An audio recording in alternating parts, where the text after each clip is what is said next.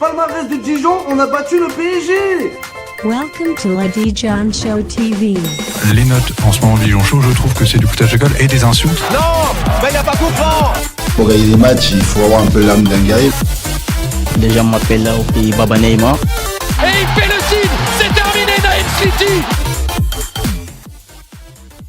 Bonsoir à tous et bienvenue dans une nouvelle émission, le micro show numéro 22, octobre grandiose, avec un point d'interrogation puisque le mois n'est pas tout à fait terminé. Bonsoir tout le monde dans le chat, je vois que vous êtes nombreux pour le débrief de cette superbe victoire de 0 ce mardi à Versailles, match en semaine, voilà, avec tout l'enjeu que ça impliquait pour récupérer la deuxième place, chose qui est faite par le DFCO qui a brillamment remporté ce match-là contre un concurrent direct. Ça fait plaisir, ça fait du bien et je vois qu'effectivement l'énergie est là aussi dans le chat. Salut Augut Boss 211, salut Rick, salut Noir Mifa, Fichateur également, voilà, beaucoup de gens habitués, T-Benj, Shizumulu, salut tout le monde, salut Nalim21, voilà, je vois beaucoup de monde qu'on a l'habitude de voir, certains aussi qui sont pour la première fois dans le chat, donc n'hésitez pas à suivre la chaîne Le Dijon Show TV, voilà, pour être informé de nos prochaines émissions. Ça fait plaisir en tout cas de vous avoir avec nous. Salut également JLT, salut à tous. Voilà, on va s'installer tranquillement pour débriefer cette dernière journée de National, débriefer globalement les derniers matchs. Et si je dis on, c'est parce que je suis en très bonne compagnie, puisque je suis accompagné de mes fidèles compères du Dijon Show. D'abord, j'introduis Fabien qui m'a gentiment aidé à écrire le débrief d'hier soir et qui a fait ça avec grand plaisir, je suppose. Salut Fabien. Salut tout le monde, salut Julien, bah oui, et je rajouterais même que j'ai bien dormi, figure-toi, cette nuit, tu vois. Je pense qu'on est nombreux à avoir bien dormi, effectivement, un petit peu avec cette deuxième place dans la poche pour l'instant, hein, bien sûr, le tiers du championnat n'est pas encore tout à fait atteint, donc on n'est pas à l'abri de vivre des nouvelles émotions positives, négatives. Enfin bref, je crois que la dernière émission c'était quelque chose comme déjà en retard, hein, c'est ça Maxime, voilà, c'était l'émission numéro 21. On avait un petit peu douté du début de saison de Dijon qui s'est bien rattrapé sur ces dernières semaines. C'est ça, on avait douté et je m'étais aussi un peu interrogé sur justement ce titre-là. Je m'étais dit tiens, c'est vrai qu'on a été un peu négatif sur cette question-là qu'on posait dans le titre de la précédente émission, mais finalement c'est vrai qu'on avait longuement débattu et on était plutôt optimiste au fond. C'était surtout un titre pour donner envie de cliquer. Voilà, exactement. Et donc du coup, Max qui gère toute la technique, donc sans qui rien ne pourrait être possible ce soir. Et alors que Zola a dit j'accuse, Badul, est-ce que tu dis je m'excuse pour pour les critiques proférées à l'encontre du DFCO en début de saison? Toi aussi, est-ce que finalement tu reconnais qu'on n'est pas si mal que ça, allez, en ce début de saison? Déjà, bonsoir à tous. Et, par rapport aux excuses, je pense que faudra plutôt attendre la fin de saison parce que bien d'accord. Beaucoup trop tôt pour dire quelque chose. C'est voilà, bon, on est sur la bonne voie, je dirais, mais trop tôt pour dire pour faire les excuses publiques ou des choses comme ça. Non, mais de toute façon, on a rien à s'excuser, hein. On est là juste en train de débattre entre supporters. D'ailleurs, dans le chat, n'hésitez pas à nous faire part de vos observations sur les dernières semaines, les derniers matchs du DFCO. On est 4 dans le salon vocal, mais on est 26 sur le live. Donc au final, voilà, on est tous là pour discuter ensemble, pour reprendre vos idées et vos unpopular opinions, par exemple, tout ce que vous pourrez nous envoyer. On sera là, on le lira avec plaisir. Salut Igor DFCO qui va suivre l'émission dans le TGV. Donc voilà, vous n'avez vraiment aucune excuse, hein, pour rester jusqu'au bout. On va essayer de débriefer un petit peu ces dernières rencontres. En stats aussi d'ailleurs, avec quelques chiffres intéressants que Badul, tu nous as décotés. Voilà, sur ces dernières semaines de compétition, avec beaucoup de positifs à retenir, hein, finalement. Quelqu'un veut prendre la parole pour déjà parler de ce match à Versailles, cette grande victoire à la fois référence sur le terrain et en même temps très importante sur le plan comptable? Moi, je veux bien commencer. Si Vas-y, je t'en prie. Allez. Eh ben, alors, il y a beaucoup de choses à dire sur le début de saison et sur le match d'hier. Si on commence par le match d'hier, bon, j'ai écrit pas mal de choses dans le débrief. Moi, ce qui m'a quand même le plus marqué, c'est que ce match, les années précédentes, parce que ce match, c'était un premier tournant de la saison, hein, on va pas se mentir. Ridira, il a dit un peu l'inverse. Évidemment, les coachs ils disent toujours que non, non, c'est pas un tournant. On le sait tous. Si on avait perdu contre Versailles, on était derrière eux au goal average particulier, on était 6 points derrière eux. Voilà, c'était moins bien, quoi. Donc là, on l'a gagné. Ce match, les saisons précédentes, moi, je pense qu'on l'aurait perdu. Parce que les saisons précédentes, on se faisait toujours dessus au moment où il fallait franchir un cap. Et moi, s'il y a bien un truc, enfin 2 trucs, parce qu'il y a ça que je retiens, c'est le fait que là, au moins, les mecs, ils y sont allés. Ils ont fait le match qu'il fallait. Voilà. Moi, je veux bien, je vois Affichateur qui dit on a profité des absents versaillais. Mais attends, nous aussi, on a des absents. On a Moko, enfin, je veux dire, c'est un jeune de la réserve qui joue à droite. Il est bon d'ailleurs, enfin il est pas mauvais en tout cas, hein, mais nous aussi on a des absents. Pourquoi ils n'ont pas profité de nos absents Non, non, non, on y a été. On a posé sur la table, hein, vous m'avez compris. Et même... Eh ben oui, mais tu vois, ce match-là, on l'aurait pas fait la saison dernière. Le coach, il va jouer le 2e du national. Il sait que Versailles, c'est super dangereux en transition. Il sait que devant, c'est le feu chez les Versaillais. Enfin, je veux dire, il y a du beau monde devant. Il n'y avait pas d'absent, hein. Ben Brahim, il était bien là. Tous les attaquants étaient là. Eh ben, c'est pas grave. On commence quoi? Les 15 premières minutes, on a joué super haut. On a été les chercher. Ils ont rien vu, les Versaillais.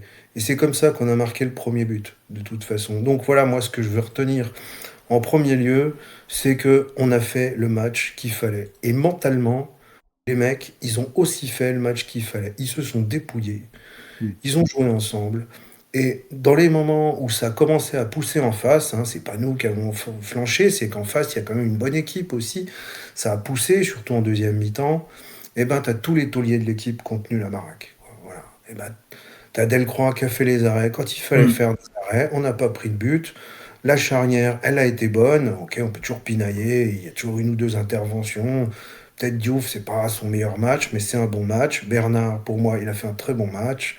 Marié, comme je te disais hier pendant le match, j'aurais bien aimé voir sa hitmap, quoi. Pour moi, il était partout sur le terrain encore. Et dans ce rôle de 6, sur le côté défensif, Marié, il est top. Au final, voilà. Moi, j'ai pas envie de rester. Voilà, on va dire oui, ça y est, on a joué que 10 matchs. Faut attendre la fin de saison. On le sait tous qu'il faut attendre la fin de saison pour savoir si. Mais moi, je trouve que là, il y a un voyant qui est au vert cette année que j'ai pas vu au vert au DFCO depuis bien longtemps. Hein, j'ai réfléchi. C'est quand la dernière saison où j'ai vu une équipe qui se comporte comme ça? Bah, c'est 2015-2016. Je vous laisse vous rappeler, c'était quoi comme saison 2015-2016, hein, mais bon, voilà. Et pour moi, ça, c'est un signe vraiment important. Alors après, on peut parler des joueurs, on peut parler de l'animation défensive, offensive, tout ce qu'on veut.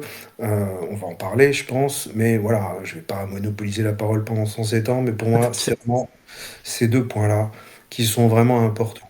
Non seulement on est capable d'aller faire le match qu'il faut chez un concurrent et on passe devant, mais en plus, voilà, il y a vraiment un état d'esprit dans ce groupe, je trouve, qui se dégage, compris sur le terrain. Oui, Barca, il était peut-être un peu déçu qu'on lui ait pas fait la passe, mais bon, à part ça, je pense qu'il était... À la fin, il célèbre, hein, dans le vestiaire, il chante aussi, Barca. Voilà. Donc voilà, pour moi, les 2 points vraiment importants, c'est que quand il faut gagner, le match important, et ben cette fois-ci, on le fait. La saison dernière, je pense qu'on a été déçus, mais 2, 3, 4 fois au moins. À chaque fois qu'on avait un match pour basculer du bon côté, on le gagnait pas. Bon, ben là, on l'a fait. Voilà.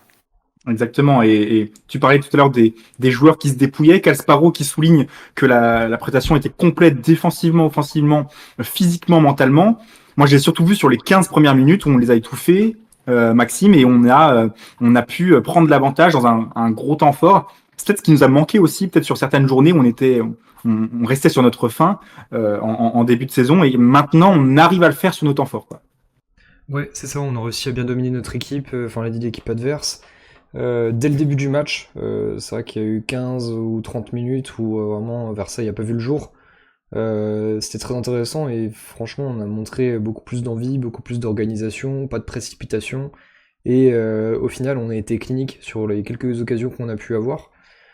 C'est quelque chose qu'on n'a pas vu, comme le disait Fabien, hein, sur les saisons précédentes. Après, je nuancerai quand même parce que voilà, le match à Aubagne, c'était quand même il n'y a pas si longtemps.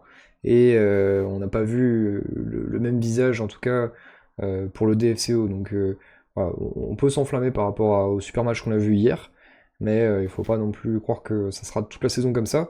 On a encore des matchs très compliqués qui nous attendent, notamment le prochain à domicile là, contre Fleury. Et de ce que j'ai vu, Fleury, c'est pas une équipe non plus facile à jouer. Je suis pas assez renseigné sur Fleury, je t'avoue. J'ai regardé très vite fait des bouts de match. Je sais pas si tu peux nous éclairer sur le prochain adversaire en national, mais Ça prend pas beaucoup de buts, hein, Fleury. ouais. Bah déjà ils ont fait 0-0 contre Versailles, je crois, juste avant. Remarque, Versailles non plus, ça prenait pas beaucoup de buts. C'est pas mal de le souligner ça. Ouais, c'est pas mal de souligner. Et du coup, nous, on n'en prend pas beaucoup puisqu'on a la meilleure défense. C'est ça, Badul. On est meilleur défense, deuxième meilleure attaque. Là aussi, il y a eu des progrès à peu près sur tous les plans ces dernières semaines. Ouais, je confirme, on est meilleure défense avec 6 buts encaissés et deuxième meilleure attaque avec 17 buts derrière Rouen. 17 ou 16 buts. 17. Là, en tout cas, le début de saison de l'année dernière, mais avec les buts en plus, quoi. C'est ça. Et donc, quelle est ta satisfaction peut-être sur ce match ou sur ces dernières semaines quand c'est vrai qu'il s'est coulé un mois, je crois que ça fait un mois qu'on a fait la dernière émission, donc qu'est-ce que tu as pu retirer de positif, de moins bien aussi, hein, bien sûr, parce qu'on est là à encenser les joueurs encensés. On peut aussi bien sûr parler de points qui nous ont plus fâchés, hein. Voilà, pas de problème. Non, il y a quand même beaucoup de positifs à retenir. C'est parce qu'il me semble que le dernier live qu'on a fait, c'était après 0-0 très frustrant contre Villefranche. Je dis pas de bêtises. Et donc depuis, voilà, on a fait 2 victoires à domicile, une victoire à l'extérieur, un match nul à Aubagne. Bon, maintenant, vu les résultats qu'on a fait après ce match nul, on peut dire que c'est un bon point. Surtout qu'Aubagne joue sur un terrain très compliqué, avec des infrastructures, je pense, indignes d'une équipe qui normalement doit être pro la saison prochaine. Enfin bon, ça c'est un autre débat. Mais en tout cas, on est sur une bonne dynamique, ça fait plaisir. On voit du jeu, on voit des joueurs un peu, des joueurs intelligents, on voit des joueurs techniques. Avec Barreto, j'avais des doutes sur son recrutement, mais pour le moment, il me fait pas mal mentir. Barreto, c'est un sacré joueur. Mbeza, c'est pas le même Mbeza que la saison dernière. Un tout autre joueur, vraiment un très très bon joueur sur ce début de saison. Mais après, voilà, je crois que c'est Maxime qui l'a dit, le plus important, ça va être de confirmer sur la suite. C'est vrai qu'on a un mois de novembre très compliqué qui nous attend, avec 2 déplacements. Un déplacement à Bourg-en-Bresse. Sur le papier, ça fait pas très peur, mais en fait, Bourg-en-Bresse, tu t'en rends compte que c'est quand même une bête noire du DFCO. C'est une équipe qu'on a du mal à battre. Je me souviens en Ligue 2, je crois que la saison où on monte en Ligue 1, on a perdu chez eux, il me semble. La saison dernière, on fait 0 sur 6 contre eux. Donc voilà, je pense que c'est une équipe qui, comme on sait en national, tout le monde est capable de battre tout le monde, donc faut surtout pas les sous-estimer, surtout à l'extérieur. Et après Sochaux, même si le Stade Bonnat réussit bien au DFCO en général, je pense que Sochaux, sachant qu'ils sont pas très loin de nous au classement, ils vont être surmotivés en nous affrontant. Donc voilà, c'est quelque chose, ça va être 2 déplacements compliqués. Sachant qu'en plus, on va être de plus en plus attendu parce que maintenant, vu on est toujours sur une série d'invincibilité, vu qu'on est 2e, on va être vraiment une équipe attendue, donc ça va être de plus en plus compliqué de développer son jeu. Voilà, donc c'est vrai que c'est très bien ce qu'on fait. Voilà, le début de saison là maintenant il est vraiment intéressant. Même c'est notre meilleur début de saison depuis qu'on est redescendu en national.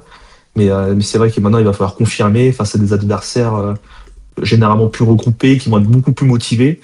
Et c'est là où on va voir vraiment le vrai talent de cette équipe, voir si cette équipe est vraiment capable de jouer à monter. De toute façon, c'est sur le long terme, c'est sur justement ces longues périodes qu'on va voir si effectivement Dijon maintient pas forcément son invincibilité. Moi, je vous avoue que ça fait plaisir de voir qu'on est toujours invaincu, mais en soi, si on en perd un pour en gagner 3 derrière, moi je le prends aussi. Hein. C'est franchement pas quelque chose qui m'embêterait. C'est surtout voir si sans quelques cadres, par exemple Barreto qui est sorti blessé, on va voir combien de temps est-ce qu'il est out. Apparemment c'est pas trop grave, mais voilà, si jamais Barreto manque à l'appel, Barca manque à l'appel, je pense, parce que lui c'est d'assez loin, je pense, notre meilleur avant-centre. Puis en défense centrale, si un Bernard ou un Diouf se pète, est-ce que la Croix va pouvoir tout de suite être au niveau derrière? Voilà, moi je pense qu'il y a encore quelques incertitudes, mais ce que les gens soulignaient, et sur le forum d'ailleurs Dijon Foot 98, je vous invite à y faire un tour de temps en temps, surtout après les soirs de victoire, si jamais vous le faites pas, les gens ils ont souligné, voilà, je trouve qu'on a un groupe très homogène, quoi, des remplaçants qui font pas trop tâche avec les titulaires, et encore il y avait 4 absents assez importants quand même depuis quelques journées. C'est ça qui nous manque, c'est ça qui nous manquait les autres saisons, et que maintenant on a cette profondeur de banc qui peut nous permettre d'aller au bout, non Max? Ouais, on a une profondeur de banc qui est intéressante, mais on a surtout, je trouve, de la variété aux différents postes. Devant, on a Ntamak qui prend la profondeur et qui est très rapide. On a Barca qui est très complet. Hier, on a fait entrer Tavares, un joueur de pivot, excellent joueur de pivot, très bon de haut jeu, qui nous apporte cette expérience et qui gagne encore tous les ballons sur les duels aériens. Donc ouais, on a vraiment la variété. Idem au milieu aussi, on peut faire rentrer un Adama qui est hyper vif, hyper technique, et puis qui peut coller la ligne ou se retrouver dans l'axe. Voilà, on a Marié, Ndesi qui ont encore des profils très différents, Barreto qui a un profil créatif et qui est très précis dans ses passes. Ouais. Donc voilà, au milieu, en attaque, on a des profils très variés. Après, en défense, bon bah voilà, si Katir se pète, ça sera un peu plus compliqué. Parce qu'on a déjà 2 absents sur les postes de latéraux aussi, il faut pas l'oublier. Eux, ils vont revenir à un moment.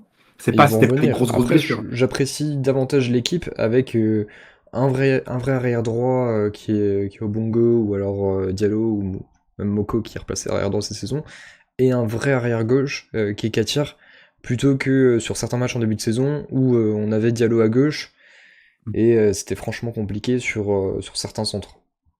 Tout à fait d'accord avec toi. Je vois Fichater qui souligne la montée en puissance d'Obongo, on en parlait, et aussi d'Amada, qui m'a un petit peu frustré hier soir, mais on voit qu'il est quand même pas loin de franchir un vrai cap pour prétendre à une place de titulaire quand même en national, quoi. Là, il apporte beaucoup dans le jeu, il a un peu vendangé, il a un peu gâché hier soir, mais exactement comme lors de son entrée à QRM, contre QRM, pardon.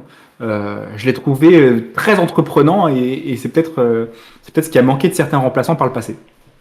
Oui, c'est ce qu'on disait tout à l'heure. Globalement, on a du banc cette année, et à mon avis, c'est ça qui va nous permettre de faire la différence sur certains matchs. Amada, quand il rentre toujours avec beaucoup d'énergie, il prend des initiatives au milieu de terrain, il percute. Il est intéressant, il provoque. Bon, il a un côté un peu brouillon par moment, et c'est un peu ça qu'on a vu hier aussi pendant sa rentrée. Mais en même temps, c'est le genre de joueur, il se passe des trucs quoi avec lui quand il est sur le terrain. Et moi, j'avoue que c'est un joueur qui me fait bien plaisir, j'aime bien le voir. Bon, voilà, il y a lui, mais en fait, on a au milieu, par exemple, on a quand même, on voit que là, on a des absents, on a Bellon et Vargas Rios qui sont pas là, et en fait, on a un milieu qui est performant. Enfin, on verra ça peut-être tout à l'heure un peu plus avec les stats, mais on a un milieu qui roule sur à peu près tous nos adversaires pour le moment, même hier. Pourtant, moi, je trouve qu'il y avait des clients en face hier au milieu. Il y a beaucoup de joueurs à Versailles, mais pendant le premier quart d'heure, ils n'ont rien vu, et puis même après, on les a pas mal maîtrisés. Alors oui, Marié sera pas là pour Fleury, c'est pas très grave. Je veux dire, on a quand même Chouchan qui globalement est plutôt haut niveau, même si c'est pas un titulaire pour moi. On a Amada qui peut être titularisé, et puis peut-être que Bellon, j'avais entendu que la semaine dernière, il était en phase de réathlétisation. J'espère, ouais. Peut-être que Bellon va être prêt, et Bellon, on l'a pas vu beaucoup, mais le peu qu'on a vu, on a très très envie de le revoir quand même. Et puis, Vargas Rios, faut pas non plus, dans notre effectif, qu'on enterre les joueurs qui sont un peu moins bien. Par exemple, Dominguez devant ou Vargas au milieu. Bon, Vargas, il n'a pas été flamboyant cette saison. On sait quand même ce qu'il vaut. On l'a vu la saison dernière.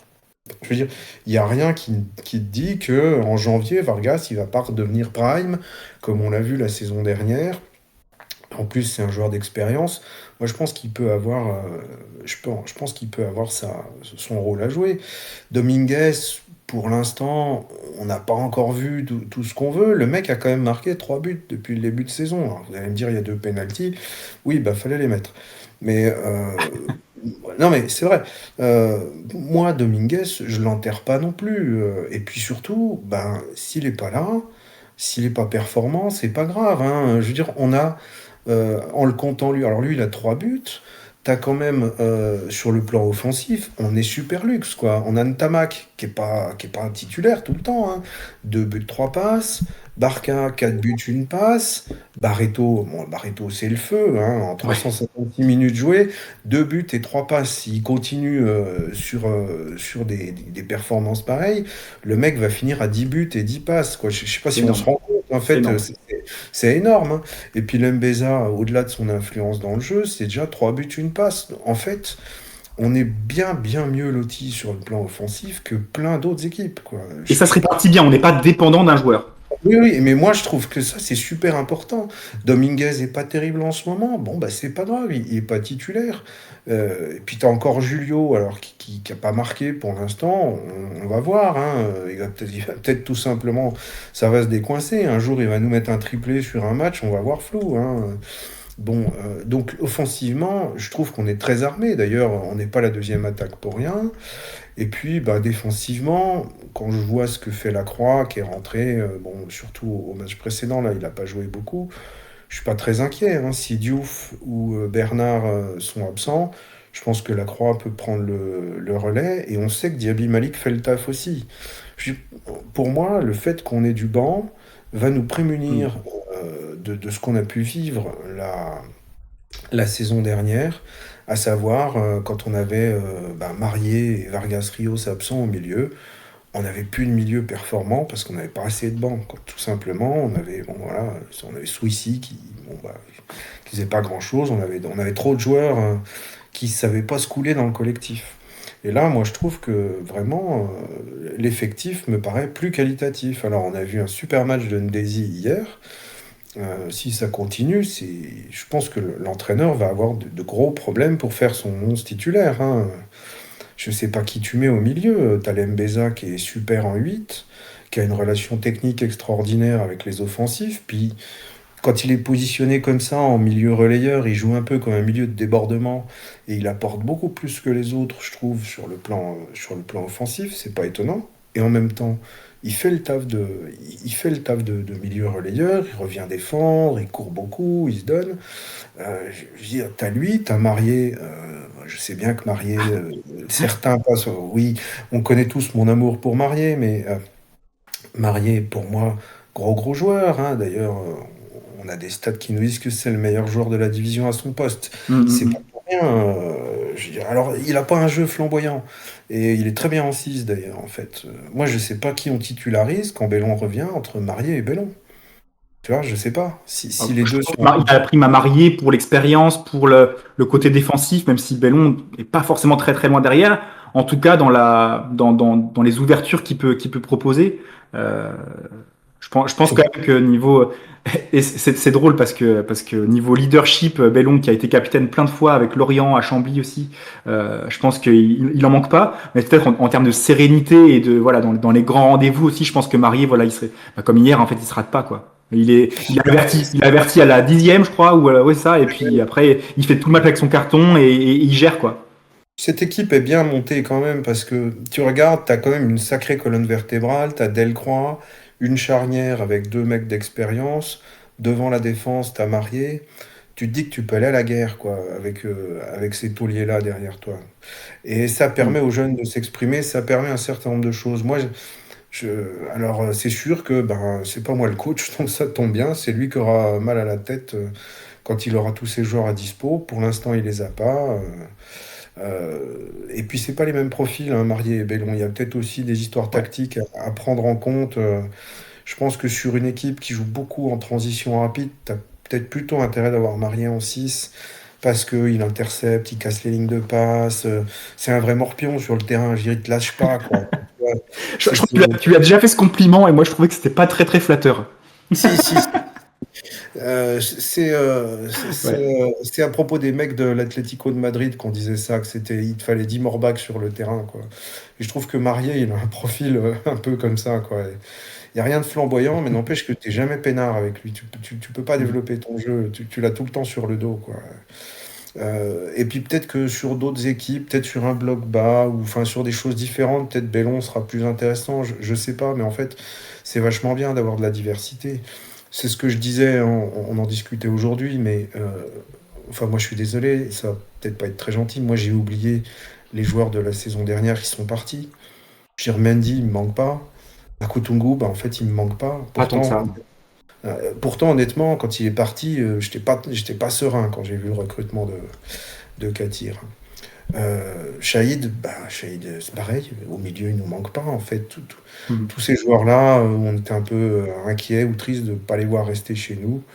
En fait, je pense que voilà, on les a plutôt bien remplacés, ou en tout cas, ils nous manquent pas. Et c'est plutôt au niveau du collectif que ça s'exprime, quoi.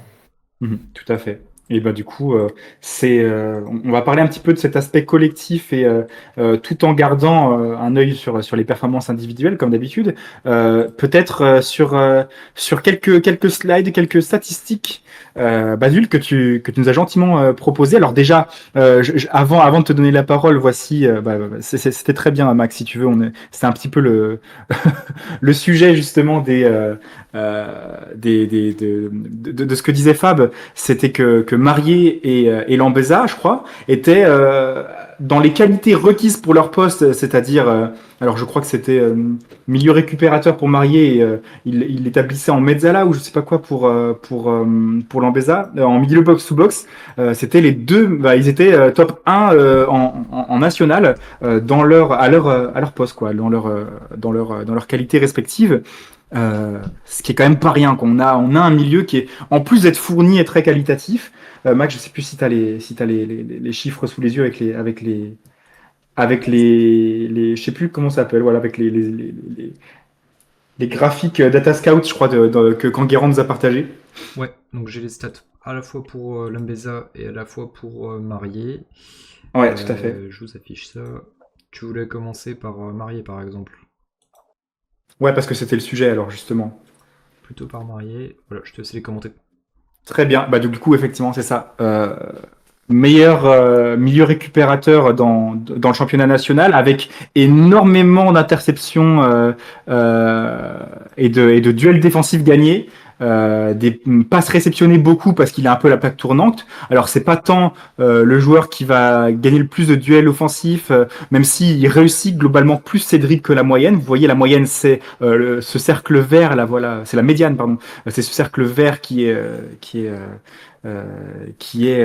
affiché, et donc on voit les domaines où il se détache vraiment, voilà, avec beaucoup de passes progressives. Ça veut dire moins de passes latérales, hein, logiquement, par rapport, je crois il doit être top 1 ou top 2 dans son domaine.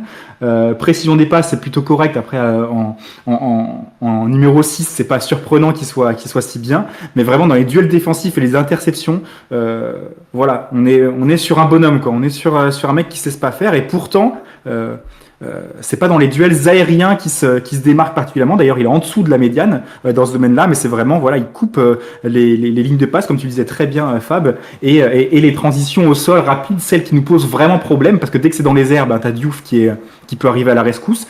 Mais quand c'est au sol et que ça va vite, peut-être que ça peut poser plus de problèmes à Bernard et Diouf, même si je pense pas que ce soit la vitesse le gros problème de Diouf non plus. Il se heurte vite à un roc, quoi. Et donc vraiment, c'est comme le dit Rick, les déplacements Mariés de très haut niveau, ouais, ça se voit exactement sur le graphique, tout à fait. Toujours là où il faut, effectivement. Donc ouais, bravo à Marié. Il y a certains, je crois que c'est Fichater qui disait qu'il le voyait moins bon cette année que les précédentes. Moi, je le trouve tout à fait au niveau attendu d'un joueur qui a connu la Ligue 2 la majorité de sa carrière, en tout cas. Ouais, je suis d'accord. Moi, c'est pas mon joueur préféré, je l'avoue, mais là, cette saison, en plus, je trouve que ses stats sont assez intéressantes à lire parce qu'il joue au même poste depuis le début de la saison. La saison dernière, il était baladé un petit peu en 10, un petit peu en 8, un petit peu en 6. Là, on le voit toujours à peu près dans le même rôle au milieu de terrain. Donc, les stats sont assez lisibles et assez pertinentes, du coup. Ouais, tout à fait. Et après, on a un autre graphique qui est la même chose, mais adapté au box-to-box, comme Lambeza est. Alors lui, il a un petit peu joué milieu offensif, enfin numéro 10, et il le fait encore quand il y a des changements comme Barreto qui est sorti cette semaine. Mais voilà, on voit qu'il y a des très très gros chiffres qui ressortent, notamment, but et passe décisive attendu, on l'a vu. Passe réceptionnée, ça veut dire qu'il est beaucoup plus touché que le milieu box-to-box classique, et quand on sait sa qualité avec le ballon, on le voit bien dans les dribbles réussis, dans les duels offensifs gagnés, donc c'est justement dépasser son adversaire, dans la provocation des fautes. C'est très important, je pense, Lambeza de le toucher un maximum, et c'est peut-être ce qui manquait l'an dernier. On le faisait jouer un peu plus numéro 10 parce qu'on manquait aussi d'un 10 comme Barreto, et maintenant qu'il est beaucoup plus impliqué dans le jeu, qu'il a le jeu face à lui, il a l'espace justement pour s'exprimer, n'est-ce pas, Badul? C'est un peu ça qui dit aussi le graphique. Oui, c'est ça. C'est vrai que Lambeza, maintenant, il joue dans un rôle un peu plus hybride avec Barreto. C'est vrai que la saison dernière, il était en concurrence avec Jules Meilleur pour être le fameux numéro 10 dans le 4-4-2 losange de Edira. Mais c'est vrai qu'il est vraiment, cette saison, il est très très intéressant. Lambeza, un joueur qui est très propre techniquement. Et donc le staff, ça a été un vrai pari gagnant de prolonger. J'étais sceptique, moi. J'étais sceptique personnellement, ouais. Ouais, pareil, je pense que 99% des gens étaient sceptiques. Apparemment, des échos qu'on a eu, c'est que il faisait de très très bons entraînements. C'est pour ça que d'ailleurs la saison dernière, je sais pas si vous vous en souvenez, mais sur la fin de saison, il était titulaire. Il était titulaire à la place de Meilleur, alors que Meilleur était venu plus comme titulaire. Et aussi, en fait, un autre facteur que je pense qui a dû influencer sur la bonne saison de Lambeza, c'est que faut aussi rappeler que quand il est arrivé la saison dernière, il est arrivé sans préparation. Il est arrivé en plein milieu de la préparation. Donc il était en retard sur les autres. Et il me semble que le premier match qu'il dispute, c'est quasiment le début de la France. Hein. C'est ça. Et je crois que le premier match qu'il dispute, c'est en national, c'est face à Rouen. Je crois que c'était 11e journée. Donc voilà, ça aide pas pour s'acclimater. Donc là, il a été titulaire dès le départ, il a pu faire la préparation physique et on voit que ça a vraiment un effet très très bon joueur à Lambeza sur cette saison, début de saison. Et juste, je me permets de revenir sur Marié vite fait, parce que comme Maxime, moi non plus, je suis pas un très grand fan de Marié, pour être honnête, même si j'ai beaucoup de respect pour sa carrière, parce que ça paraît très honorable d'être resté à Dijon pendant tout ce temps. Mais il faut avouer que maintenant qu'il est en 6, voilà, il fait vraiment le travail. On voit vraiment un joueur, un leader qu'on attendait d'un joueur comme Marié. Voilà, faut qu'il continue comme ça, mais c'est vraiment très bien d'avoir un joueur comme ça dans son effectif, capable de jouer en 6, très bon dans la récupération, très bon aussi pour faire de la passe. Quand on voit Marié, le nombre de passes qu'il fait pour mener des contre-attaques, c'est impressionnant. Donc c'est vraiment un bon joueur à ce début de saison, donc il continue comme ça. Et d'ailleurs, c'est pas parce qu'on joue en 4-4 de losange qu'on a une équipe aussi, je trouve, ces dernières semaines, qu'on a une équipe aussi rigide que ça. J'ai trouvé beaucoup Barreto redescendre très bas au niveau de Marié qui lui-même montait. On était un 4-4-2 à plat sur plein de phases, avec des Lambeza d'un côté, Ndezi ou alors Amada quand il est rentré de l'autre. Et ça fait il y a beaucoup de variations aussi à ce niveau-là. Je trouve que Barreto, on pourra en parler aussi. On a peut-être moins de recul sur les stats parce qu'il est arrivé un peu plus tard. Mais il est excellent aussi dans tous les domaines et dans beaucoup de domaines dans lesquels Lambeza est pas au-dessus. Par exemple, dans les passes progressives, les passes vers la surface, etc. Barreto, il est extrêmement, largement supérieur à la médiane. Et on voit qu'en fait, les deux joueurs sont complémentaires, les deux styles de jeu sont complémentaires, que Barreto et Marié, même si Marié est moins bon en 10 et Barreto moins bon en 6, il y a des moments où en fait ils se retrouvent au même niveau sur le terrain pour ils permutent un petit peu et ça pose pas de problème non plus, ça accroît la fluidité en fait de l'équipe et on en profite beaucoup sur le terrain, on a beaucoup plus de situations d'occasion, ça se voit, hein, ces dernières semaines il y a beaucoup plus d'occasions Badult que qu'en début de saison où même si on reconduisait le schéma tactique de l'an dernier, ça se cherchait encore un petit peu, on se faisait un petit peu chier sur certains matchs. Oui, c'est sûr. Et de toute façon, j'allais vous montrer ça via les stats tout à l'heure, mais c'est vrai que sur ce début de saison, on voit je dirais pas sur ce début de saison, parce qu'il faut pas oublier quand même qu'il y a eu certains matchs, je pense notamment à celui contre Villefranche ou contre Stade Briochin, où c'était encore très statique. Non, c'était très statique, donc voilà. Il y a quand même sur ce début de saison, on a eu quand même quelques petits soucis, mais là, c'est vrai que depuis sur ce mois de octobre, on a eu de nets progrès, donc ça fait plaisir. Et pour revenir juste sur Marié, je pense aussi le fait qu'il joue en 6, c'est un avantage par rapport à ses qualités, parce que le problème, c'est que quand il se projette trop en avant, je trouve qu'il manque un peu de vitesse, Marié. Donc, et j'ai le souvenir, je crois, contre Caen, il rate pas mal de contre-attaques à cause de ça, à cause de son manque de vitesse. Voilà, et donc c'est bien de laisser des joueurs un peu plus rapides comme Mbeza, comme Amada quand il rentre, voilà, se projeter plus en avant, alors que Marié, quand il reste plus en retrait, voilà, ça correspond plus à ses qualités. Tout à fait. Et ben en tout cas, je sais que toi tu manies les stats avec précision. C'est ton métier d'ailleurs. C'est un petit peu ce que tu fais. Tu bosses dedans, toi, non? Oui, c'est ça. Ouais, je bosse dans la data. Donc ouais, c'est un... Et tu nous as préparé une petite présentation avec quelques points que tu as voulu souligner justement après cette 11e journée nationale. Max, si tu peux nous les afficher afin que Badul puisse nous les commenter. Tu m'avais teasé ce logo et franchement, je suis pas déçu. Hein. Nickel, avec la police et tout, hein, bravo. Tu vas pouvoir le garder en photo de profil, Maxime. je pense. Est-ce que tu voulais commencer par ces stats ou alors les autres? Donc, pour spoiler un petit peu, il y a les occasions concédées, la création d'occasions et 25-26 versus 24-25. On commence par 2024-2025 contre VS 2025-2026, je pense que c'est le mieux. Voilà, S'il te plaît, comme ça, après, ça permet déjà de commencer. Voilà. Que j'explique quand même vite fait le graphique. En gros, en fait, le fonctionnement des XG contre. Alors, les XG, ça détermine la qualité d'une occasion. Je pense que maintenant, tout le monde en parle des XG, même quand on regarde la Ligue des Champions, les commentateurs en parlent. Voilà, c'est quelque chose qui, aujourd'hui, que tout le monde parle de ces fameux XG. Tir, c'est évalué entre 0 et 1, c'est ça? Alors, les XG, non, ça peut aller ça va de 0, mais ça peut aller jusqu'à 6, 7, 8, 9, 10. Bon, 10, c'est vraiment qu'il y a eu beaucoup d'occasions, mais en tout cas, il faut que ça soit le plus haut possible. Voilà, XG, ça veut dire que plus c'est haut, plus ça veut dire qu'en gros, tu te procures des occasions très intéressantes dans le match. Non, je parlais sur un. Et après, il fait le nombre de buts. Une seule frappe. Une seule frappe. 1, c'est la probabilité 100% que le but rentre, et ça n'arrive jamais dans le football. Et 0, c'est quand tu n'as aucune chance que le but rentre. C'est ça, voilà. Oui, alors en fait, oui, XG sur une occasion, bien sûr, c'est entre 0 et 1. Non. Par contre, le nombre d'XG sur un match, ça peut être de 0 jusqu'à, voilà, c'est quand tu fais la somme de tout XG sur un match. Mais, voilà. Et donc après, tu as les XG contre, c'est le même fonctionnement, mais sur les occasions que tu subis. Donc ça, en fait, ce XG contre, il doit être le plus bas possible. Parce que plus ce XG contre est haut, plus ça veut dire que tu te fais dominer, en gros. Et donc, on voit sur le graphique, c'est que en rouge, là, on a la saison dernière sur les premières journées. On voit qu'en fait, au tout début, on était un peu en manque de réussite, parce qu'en fait, quand le XG contre est en dessous du XG pour, ça veut dire qu'en gros, tu domines tes matchs, parce que ça veut dire que tu te procures plus d'occasions que l'adversaire.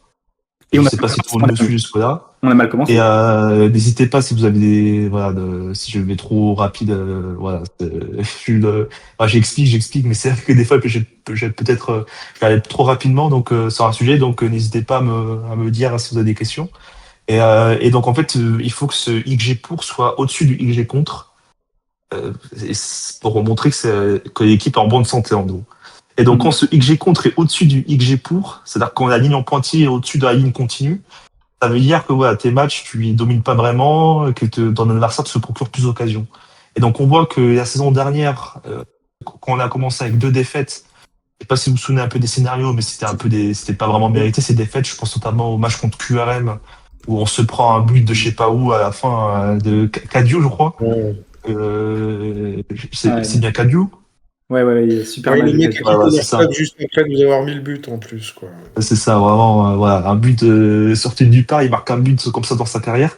Et voilà, en tout cas, donc c'était des matchs qu'on dominait mais qu'on gagnait pas. Et donc on voit qu'à partir de la journée 6 et jusqu'à la journée 10, c'est que ça s'est inversé la tendance. C'est qu'on on a commencé un peu à dominer plutôt qu'à dominer. Et je pense notamment, je sais pas si vous vous souvenez aussi du match contre Rouen, à domicile, où Rouen, ils nous avaient mis derrière le dernier match d'Ornano avec Rouen. Il nous avait mis la misère, Rouen, je pense qu'il méritait au moins d'égaliser. Ah bah il y avait D'ailleurs, ils ont un but au rejeu très litigieux. Ouais, c'est ça. Voilà. C'est ça, et donc voilà. Et donc ça, on voit qu'en fait, les tendances commencent à s'inverser et que finalement, en fait, voilà, nos matchs commençaient à être compliqués.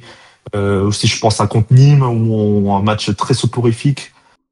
Donc voilà, la tendance n'était pas vraiment bonne à ce stade de la saison, donc aux alentours de la journée 10. Et par contre, cette saison, donc là, je parle des lignes en vert, donc la ligne continue, la ligne en pointillé. C'est tout le contraire. On est vraiment bien au-dessus du XG. XG pour est bien au-dessus du XG contre. Donc, et d'ailleurs, en fait, on voyait que le XG pour est en train d'augmenter petit à petit encore. Donc, c'est vraiment, ça veut dire que l'équipe, en termes de stats, en tout cas, est vraiment en très bonne santé, se procure des occasions et aussi en concède très peu. Ce qui est très important aussi, de concéder peu de situations. 2 XG pour contre ce qui était la meilleure défense du championnat avant ce match, c'est énorme, non? En fait, non, en fait, c'est des tendances. J'ai fait une moyenne, en fait, c'est ce qu'on appelle une moyenne mobile. J'ai pas mis XG directement, c'était moyenne, donc c'est la moyenne du match contre Versailles. En fait, c'est la moyenne des XG contre Versailles, des XG contre QRM et des XG contre l'âge d'avant, c'était Aubagne. Voilà, donc voilà. Mais ça permet d'avoir une tendance, en fait. Éviter d'avoir des données un peu trop, éviter d'avoir une trop grosse variance entre les données. Donc ça veut dire qu'on a encore plus que 2 XG contre Versailles, si c'est la moyenne, vu que ça a augmenté. Alors, si tu veux, XG contre Versailles, on est à 1,50. D'accord, ok, bon, je me suis planté. Et Versailles, 0,50. Donc ça veut dire qu'on a bien dominé le match. Donc bon, je considère, voilà, souvent les gens considèrent que quand tu as un XG de différence entre le XG pour et le XG contre, c'est-à-dire que tu mérites ta victoire, en gros. C'est-à-dire que en fait, t'as fait en sorte de marquer un but de plus contre ton adversaire. Fichateur souligne très bien, effectivement, contre Caen, on aurait dû perdre, et à mon avis, on doit être en dessous 2 au niveau XG, tu le remarques aussi? Eh ben, figure-toi que non. Alors, la seule équipe qui est au-dessus de nous en termes d'XG, c'est contre Rouen. Et Rouen, en fait, c'est qu'ils ont eu un penalty. Un penalty, c'est 0,75 de XG automatiquement. Bien sûr, ouais. Donc, voilà. Et donc, mais sinon, contre toutes les autres équipes, on a toujours eu plus d'XG que l'adversaire. C'est étonnant. Bon, après, ça veut tout et rien. Ça veut pas dire grand-chose des fois, hein, parce que quand tu as des différences de 0,20, voilà, ça veut dire que le match a été serré, mais en tout cas, on domine globalement nos matchs en termes de stats. Ouais, bah effectivement, c'est ce qui est affiché du coup sur le graphique. Et donc du coup, ce que je comprends à la J7, c'est quoi? On est un petit peu au plus bas au niveau des XG contre et XG pour. Qu'est-ce que ça voulait dire du coup à la J7? C'était contre Villefranche? Alors la J7, c'était contre. Attends. C'était exemple. On n'a pas joué à la J7. C'est exemple, mais en fait, J7, en gros, c'est le 7e match qu'on a joué cette saison. C'est ça, ouais. Donc c'est 1, 2, 3, 4.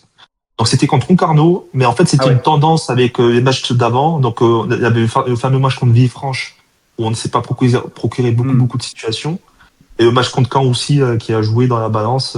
Et après en plus, tu prends le XG d'après, donc c'est celui contre Aubagne, ou si contre Aubagne le match a été très fermé. Ça explique ce XG assez bas.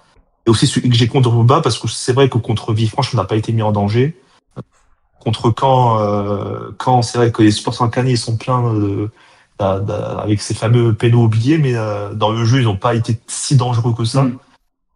Et Aubagne, pareil, ça a été un match très ouvert avec beaucoup de situations. Et du coup, Badul, est-ce que cette tendance justement à concéder peu d'occasions, est-ce que c'est une surperformance ou une sous-performance? Est-ce que tu dirais qu'on a eu de la chance ou au contraire que c'est mérité pour le DFCO? Je crois que t'as un graphique qui est fait pour ça, Maxime. Ouais, c'est ce que j'allais dire, Maxime. Si tu peux passer au graphique suivant, je pense que ça peut répondre à ta question. Ouais, parce que en final, on est sur les mêmes bases que sur le début de saison l'an dernier, quoi. C'était alors là, c'est sorte d'occasion. Alors là, c'est offensivement, donc sur les XG. Donc, en gros, sur l'axe des abscisses, c'est le nombre d'XG. Donc, donc t'as basculé. Attends, tu veux que je parle des XG pour ou des XG contre en premier? Je parlais plutôt de l'efficacité défensive, effectivement. Ok, d'accord. Alors, je parlais des XG contre d'abord. Alors sur l'axe des abscisses, c'est XG contre. Donc, en fait, plus tu es à gauche, plus ça veut dire que tu concèdes peu d'occasions. Donc, comme j'ai mis dans la légende un peu partout. Et après, sur l'axe des ordonnées, c'est l'efficacité, en gros. Donc, c'est la différence entre les XG contre et le nombre de buts que tu as réellement encaissé. Et donc, quand tu es au-dessus, ça veut dire que tu es en réussite plutôt, et quand tu es en dessous, ça veut dire que tu sous-performes. Donc on voit par exemple Aurélien, il concède peu d'occasions et il sous-performe.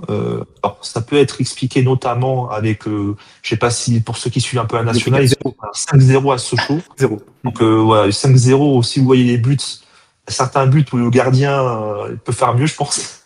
Donc ça, et on voit même dans leur nombre de buts concédés, je crois qu'ils sont à 14 buts marqués et 15 buts encaissés. Donc je pense que voilà, Charlie Jean, qui était pourtant le meilleur gardien de national la saison dernière, fait pas un très bon début de saison en termes de stats, en tout cas. Et nous, alors, on est plutôt bien. On est derrière Sochaux en termes de XG concédé. Et même si on est un peu en réussite, en fait, on voit qu'on est proche de la moyenne. Ouais. Donc franchement, c'est normal d'être des fois un peu en réussite. Ça veut dire que tu as un bon gardien. Ça veut dire, voilà. De toute façon, on dit souvent qu'on a la réussite du champion. Nancy, la saison dernière, ils avaient un peu de réussite aussi. C'est normal. Voilà. Quand tu es en confiance, tu as un peu de réussite. Bien sûr. Et donc, et si vous voyez le Paris Frères Atlético tout à droite, c'est-à-dire que c'est eux qui concèdent le plus de situations. Et ça, en fait, c'est l'effet quand tu as une défense Traoré et Kouemanga tellement faux. Voilà ce qui arrive. Voilà. Et en donc, plus, c'est vraiment genre, c'est mérité qu'ils se prennent autant de buts. Ouais, franchement, bah, on a vu face à nous, honnêtement, Kouemanga, il était par terre à chaque. Le pire, c'est avec l'entrée d'Alan Tamac, le mec, Kouemanga, il s'est retrouvé par terre à chaque fois. Donc, à chaque duel, donc. Voilà, donc ça montre bien un ce peu. Que tu fais, Badul, c'est pas bien. Ah, mais c'est les stats qui le disent, hein, c'est pas moi. Ouais, mais c'est voilà, quand même pas bien. Et du coup, comment est-ce que tu lis comment tu lis les stats du FC Rouen, alors qui est tout en haut, mais comment dire, central au niveau de la moyenne des XG contre, mais extrêmement en réussite. Qu'est-ce que ça veut dire sur eux? Est-ce qu'il y a un moment où ça risque de leur retomber dessus? Alors, ça peut être expliqué déjà par leur gardien. J'ai plus son nom. En plus, je crois qu'il y a un nom un peu compliqué. Je vais pas l'écorcher. Comperton ? Pas respect, mais oui. Leur gardien fait vraiment un très bon début de saison de ce que je lis chez les supporters rouennais. Donc, ça peut être expliqué par ça. Voilà. Et c'est vrai qu'ils ont un gardien qui réalise un très très bon début de saison. Je pense que c'est même actuellement un des meilleurs gardiens du championnat. Et on voit qu'ils gagnent beaucoup 1-0, 1-0. Donc, ils sont en réussite. Après, je vais pas avoir l'arrogance pour dire que ça va s'arrêter au bout d'un moment. Des fois, Boulogne, la saison dernière, ils étaient un peu pareils.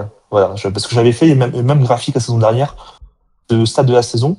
Et Boulogne, je m'étais dit, un peu avec arrogance, je m'étais dit, bon, au bout d'un moment, ça va s'arrêter, c'était promu. Voilà, on va dire, c'est la belle histoire du promu, c'est le tube de l'été, bon, au bout d'un moment, stop. Et pourtant, ils ont continué, à la fin, voilà. Donc, des fois, t'as des équipes qui sont en réussite. Ils ont la chance que leur adversaire soit maladroit ou parce qu'ils ont un très bon gardien. Donc Rouen a un très bon gardien. Je pense qu'aussi ils ont affronté des équipes un peu maladroites. Je pense à nous notamment parce que c'est vrai que même s'ils avaient bien défendu face à nous, on touche le poteau une fois et Dominguez aussi rate à face à face. Donc voilà. Pour le moment ils sont leaders. Et voilà, donc pour moi, ils sont en réussite, c'est sûr, mais après, on verra si ça tient. Et par contre, je peux pas dire si ça va continuer comme ça ou pas. J'espère pour nous que ça va pas continuer, mais, mais voilà. D'accord, ok. Et du coup, tu avais aussi un autre graphique qui illustrait les mêmes choses, mais offensivement. Donc, si je comprends bien, c'est créer beaucoup d'occasions ou alors peu d'occasions et en réussite ou non. Et donc, du coup, Dijon se trouve dans le bon quart du graphique. Oui, on est très bien. Pour la comparaison derrière, Nancy était par là en fait. Nancy, c'est-à-dire avait créé beaucoup d'occasions, donc c'est déjà très bien. Et surtout qu'on est en réussite, c'est-à-dire qu'on transforme nos occasions. Ça veut dire qu'on a de bons attaquants. Parce que c'est vrai qu'on a tendance à dire que quand on sous-performe, au bout d'un moment, ça va tourner. Mais des fois, quand tu as des attaquants vraiment nuls, ça va pas tourner. Nuls. Quand tu as des attaquants maladroits, en tout cas. Ça va pas tourner. La saison dernière, on était plutôt en bas, on était un peu au milieu, en bas au milieu, tu vois. Mm-hmm. C'est-à-dire qu'on se crée un peu des occasions, pas trop peu, mais pas trop non plus. On était vraiment au milieu et on sous-performait. Et ça peut s'expliquer par exemple Parsemin. C'est vrai que Parsemin il était un peu maladroit face au cage, le pauvre. Donc là, vraiment, cette saison, on a réussi à être clinique. Et d'ailleurs, on est un peu en réussite. En fait, ça s'explique par le fait que, je pense, aux victoires 4-0 qu'on met, les 4 buts qu'on met face au Paris 13, les 4 buts qu'on met face à URM, les 3 buts qu'on met face à Concarneau. en termes d'XG, on est plutôt vers 1 et 2 ou 2.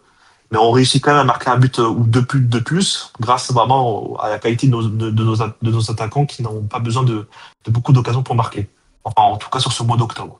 Mais malgré effectivement certains a priori, on pourrait se dire, oh vas-y, hier on aurait pu on aurait pu se mettre à l'abri, mettre le troisième, le quatrième en deuxième mi-temps. Finalement, Dijon est quand même plutôt en réussite et Oui. sur le modèle statistique aurait dû marquer un tout petit peu moins de buts, quoi.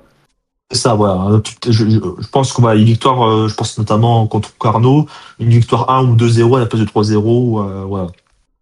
Et on voit par contre que Valenciennes, eux, c'est l'équipe qui sous-performe le plus. C'est grave. Voilà, ils se créent beaucoup d'occasions, mais ils sous-performent. Donc, je sais pas si pour eux ça va tourner au bout d'un moment, mais c'est vrai que je pense que Moulin, leur entraîneur, doit s'en ronger les ongles parce que ça doit être tu dois être un peu dégoûté d'avoir autant d'occasions et de pas savoir les convertir. C'est compliqué. On voit avec leur mercato, avec leurs ambitions et là maintenant ils ont déjà 8 points de retard sur le top 2. Alors il y a en plus, la 4e place est déjà à 20 points d'ailleurs, c'est Versailles. Ouais, c'est compliqué. Ça m'étonnerait pas de voir Moulin débarquer, même si ils sont pas largués, hein, mais ça risque d'être compliqué quand même pour la suite. Ouais, c'est ça. Mais après, oui, c'est vrai que je faisais partie de ceux qui étaient vraiment très hype par leur mercato. Même j'avais janvier leur mercato entre guillemets. Mais pour le moment, c'est vrai qu'ils ont du mal à confirmer. Et c'est vrai qu'on me disait que la nationale, le national plutôt, c'est un championnat où même les plus gros effectifs, ils sont pas forcément sûrs de monter. Et là, c'est la preuve avec Valenciennes qui pour le moment a du retard. Bien sûr, la saison est encore longue. C'est un championnat de série, un national. On peut très bien, le national, je vais faire la même erreur à chaque fois. On l'a vu avec Le Mans la saison dernière, ils étaient 13e à la mi-saison, et pourtant à la fin ils ont fait une 2e parce qu'ils ont enchaîné les victoires. Donc quand jamais Valenciennes trouve son rythme, je l'espère pas pour nous bien sûr, mais ils peuvent renverser la situation, sachant qu'en plus ils se créent des occasions. C'est pas comme s'ils étaient comme Concarneau tout à gauche. Eux ils se créent des occasions et pourtant voilà, ils n'y arrivent pas. Très bien, et ben merci beaucoup pour ces explications limpides. Je ne sais pas si Max et Fab veulent rebondir sur quelque chose qu'on voit à l'écran ou qu'on a vu à l'écran avant qu'on passe peut-être à une troisième partie de l'émission un petit peu plus libre où on va aborder les sujets restants et peut-être un peu plus divaguer. Je ne sais pas si les gars vous avez quelque chose à dire. Moi, ce que je retire de ces stats, c'est qu'en fait, on voit qu'on est quand même assez proche, aussi bien défensivement qu'offensivement. On est assez proche de ce que la moyenne, de ce qu'on est censé faire, quoi, hein. On surperforme un petit peu, mais sans plus. Contrairement à des équipes comme Rouen ou Valenciennes, là, ou Sochaux, là, offensivement, Sochaux, ils surperforment beaucoup, visiblement. Moi, ce que j'en retire, c'est qu'on a peut-être quelque chose qui rend... Alors, les équipes qui surperforment ou qui sous-performent beaucoup, c'est soit parce que l'effectif est vraiment bon, c'est aussi une possibilité, hein, je veux dire, peut-être Rouen, ils ont des tueurs devant le but, et ils ont Seydi, et du coup, soit ils sont en sur-régime et ça va redescendre un petit peu. En fait, on ne sait pas, comme disait Badul, on peut toujours imaginer que ça va redescendre, mais on ne sait pas. Nous, on n'est pas dans ce cas-là, et je trouve que c'est plutôt un signe encourageant. Ça veut dire qu'en fait, c'est plutôt notre collectif et l'animation, aussi bien défensive qu'offensive.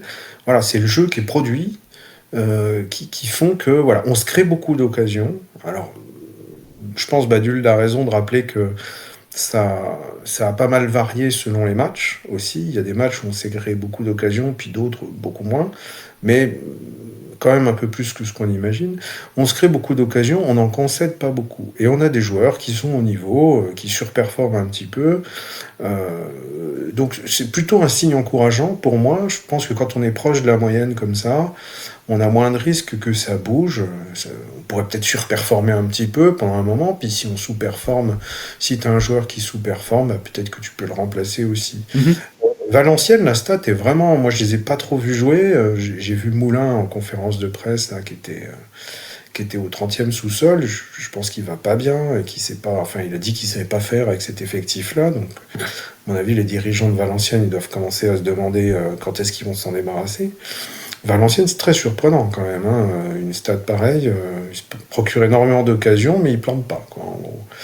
Et Sochaux, par contre, je suis pas très surpris, hein. Je me permets de commenter nos concurrents, parce que c'est Vincent Ognon, donc on peut pas dire que ce soit un jeu d'une flamboyance extrême, quand même, globalement. Mais Sochaux, ils ont quand même, ils ont un bel effectif quand même. Il y a des beaux petits joueurs à Sochaux, et je suis pas étonné que ça surperforme. Il y a quand même des gros joueurs là-bas, donc c'est peut-être pas seulement de la chance, c'est peut-être aussi que les mecs, voilà, sont pas mauvais quand même. Pour Rouen, c'est vrai que ça nous donne un peu l'impression d'être en sur-régime, mais je sais pas, on verra quoi. Et moi, je le dis souvent, hein, je l'ai même écrit, je crois, dans le débrief d'hier. Je trouve qu'on parle pas assez de l'animation défensive et de nos performances défensives, en fait. Et nos performances défensives, je pense que c'est ce qui est vraiment intéressant. Je m'étais amusé à regarder sur les 10 dernières saisons comment sont les joueurs, comment sont les clubs qui montent. Les clubs qui montent ont tous de très bonnes défenses. C'est quasiment impossible de monter si t'as pas une bonne défense, quoi. Et pour moi, c'est vraiment la base. Alors, depuis que Khedira est là, en fait, c'est surprenant, hein. Moi, le 4-4-2 Losange, j'ai toujours entendu dire que c'était vachement difficile à animer sur le plan défensif. Faut reconnaître que l'animation défensive, elle est bonne. Alors, on a des bons défenseurs, en plus, hein, ça c'est clair. Mais on concède peu d'occasions. Voilà. Donc, au-delà du fait que les joueurs sont bons, il y a aussi toute l'animation qui fait que tu concèdes quand même peu d'occasions, et ça nous donne une base. Alors, on a pu se plaindre un peu, puis moi aussi, comme tout le monde, que cette année, on a fait des matchs nuls ennuyeux, quoi, hein, quelques-uns en début de saison. Voilà, on n'a pas pris de but, et au moins on a pris un point sur ces matchs-là, quoi, voilà. Et puis, donc voilà, moi je trouve ces stats, elles sont encourageantes parce qu'elles nous montrent que les résultats, là où on est, c'est plutôt logique, vu ce qu'on semble produire sur le terrain. Voilà. Donc nous, pour le coup, on surperforme pas. On a quelque chose et on voit que On surperforme sur les deux métriques que Badul nous a montré. Il y en a d'autres, mais voilà. un tout petit peu, mais enfin, je veux dire, on n'est pas très loin de la moyenne. Sur 10 matchs joués, je pense pas qu'on puisse en tirer des conclusions. Moi, je regarde surtout les clubs qui sont tout en haut ou tout en bas du graphique. Valenciennes, par exemple, on peut peut-être quand même s'attendre à ce qu'ils se réveillent à un moment. Leur risque de payer leur mauvais début de saison. Comme nous d'ailleurs l'an dernier, hein, en fait, puis un autre passage à vide aussi, mais parce qu'ils sont déjà un peu loin, Valenciennes, et du coup, puis peut-être que leur effectif est pas taillé, mais tu te dis à un moment, c'est pas possible que peut-être qu'ils vont se réveiller et gagner un peu plus de matchs, quoi. Et à l'inverse, ceux qui sont tout en haut, rien ne te dit que ça va pas durer, que ça va durer, même si on a l'exemple de Boulogne la saison dernière, quoi. Mais moi, je trouve ces stats vraiment rassurantes. Je trouve vraiment que voilà, cette équipe, elle renvoie quand même une impression de solidité. Et si on se met à marquer, et là, je trouve que... Alors, je pense que c'est entre autres lié à l'arrivée de Michael Barreto. Pas que, hein, parce que ça repose pas sur un joueur, mais l'animation offensive a quand même plus de gueule depuis qu'on a remis Lembeza en 8. Tout à l'heure, on est passé dessus sans trop en parler, mais il y a une super stat sur ce qu'a fait sur les data scouts là à propos de l'Mbeza. C'est des courses, c'est la progression balle au pied. Je sais plus comment ça s'appelle la stat, mais en fait l'Mbeza, il a une super stat, et ça nous manquait sur les postes de relayeur, parce que Marié, c'est pas vraiment son style, et Daisy, à part sur le match d'hier où on l'a aussi vu dans ce registre-là.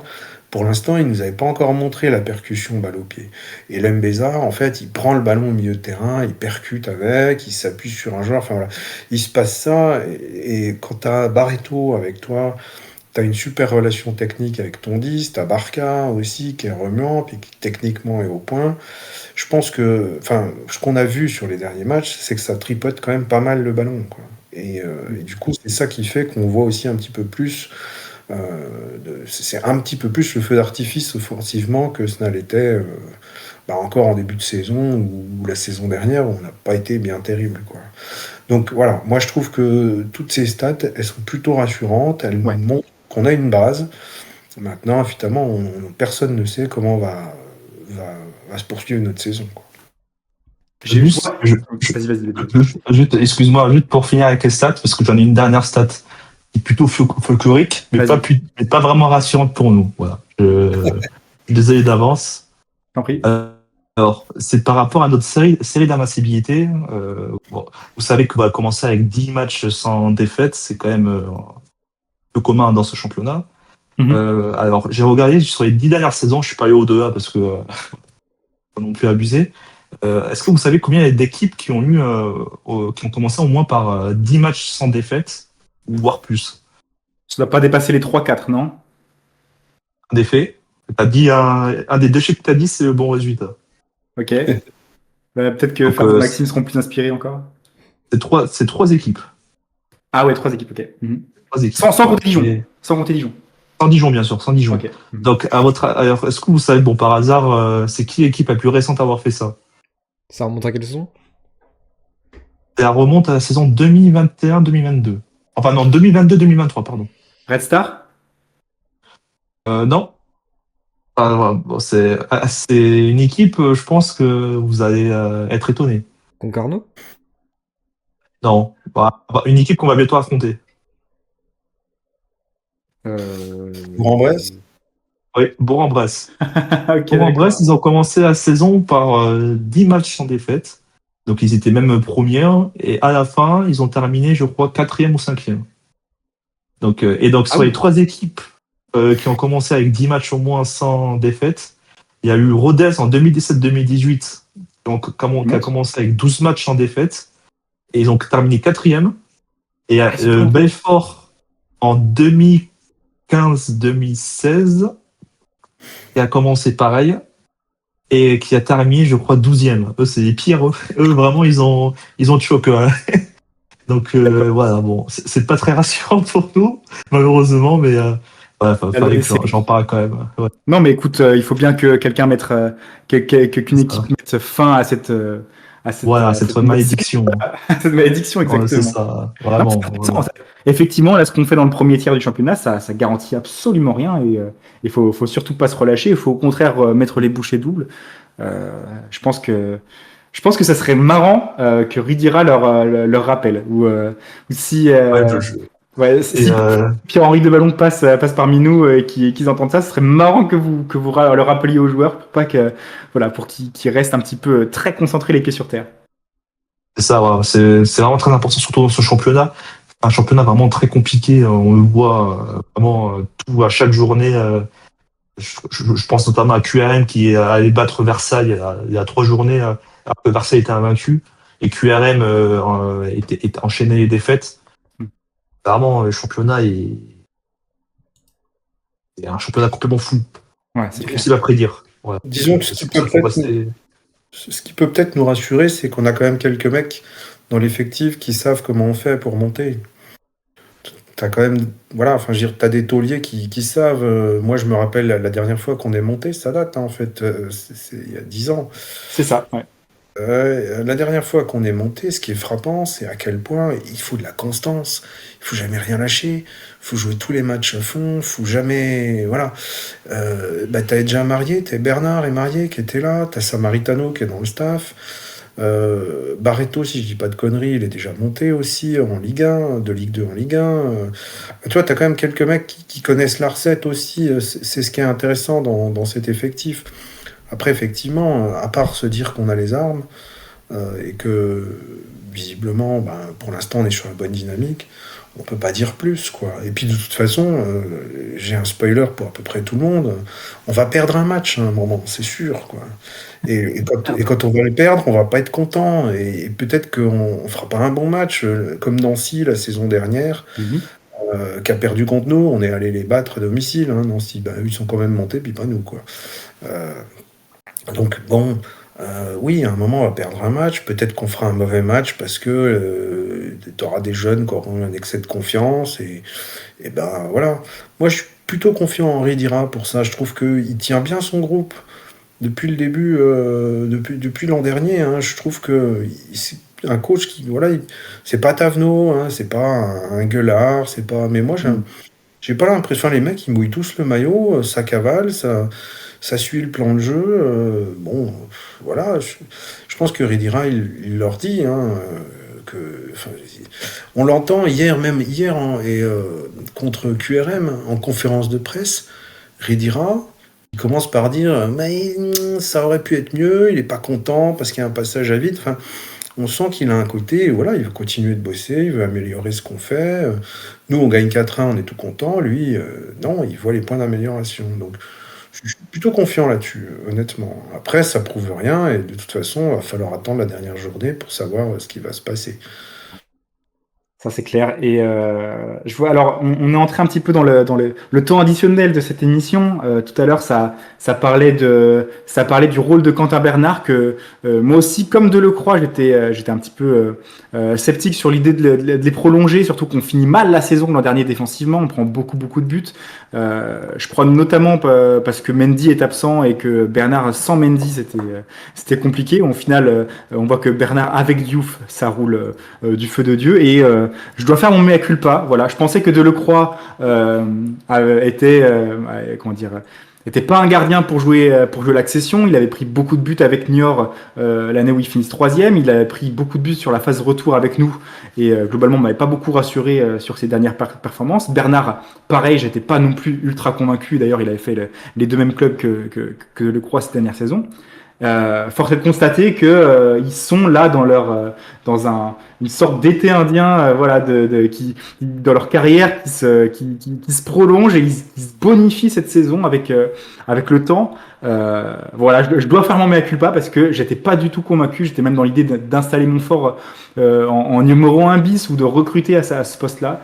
Ils m'ont bien fait fermer ma bouche et je sais pas si vous avez quelque chose à redire là-dessus, Maxime, par exemple. Je crois, on t'a pas entendu depuis quelques minutes. Non, moi je faisais à peu près le même constat, mais plutôt sur Michael Barreto, qui je croyais pas trop. Je trouvais que c'était un joueur sur le déclin et qui, sur ses premières apparitions, m'avait franchement pas convaincu du tout. Et force est de constater que là, qu'il monte en puissance. Je pense que physiquement, il fallait aussi un petit peu de temps pour qu'il se remette de sa préparation tronquée avec la CA Ajaccio. Et voilà, il s'est bien intégré dans le collectif. L'absence de Hugo Vargas Rios se fait pas du tout ressentir, je trouve, grâce à un profil comme celui de Michael Barreto qui arrive à être très complémentaire des autres milieux de terrain. Donc franchement, il apporte que du plus là en ce moment. Et puis là, j'essaie de regarder un petit peu son palmarès, savoir s'il était monté avec d'autres clubs durant sa carrière. Alors je vois qu'il est monté de National à Ligue 2 avec Orléans, quand il y jouait là-bas en 2015-2016. Donc hyper intéressant à remarquer.